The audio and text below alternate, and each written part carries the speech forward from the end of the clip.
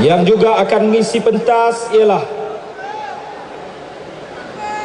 Dr. Nasir, Presiden PSM.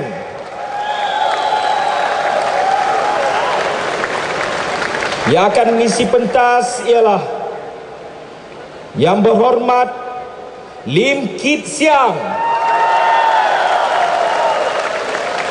Dan sudah tentu saudara, kemuncak nanti ialah amanat kemuncak perhimpunan kita pada hari ini bersama Yang Berbahagia Datuk Seri Anwar bin Ibrahim.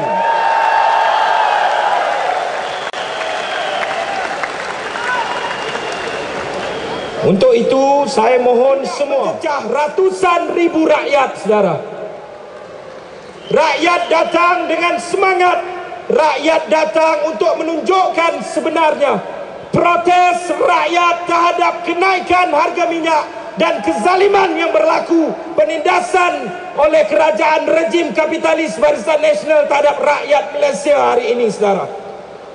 Mesej kita jelas, mesej kita begitu jelas menyatakan turunkan harga minyak saudara, ataupun rakyat turunkan pemerintah yang ada ini.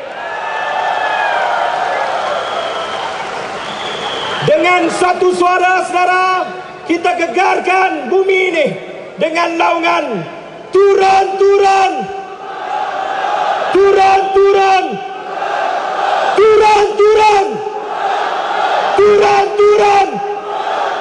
Harga minyak hidup, hidup rakyat. Saudara, teman pimpinan kita akan berada di stadium sebentar lagi. Datuk Seri Anwar, Ustaz Nazaruddin dan Yang Berhormat Lim Kit Siang juga akan berada bersama dengan kita saudara untuk memulakan majlis.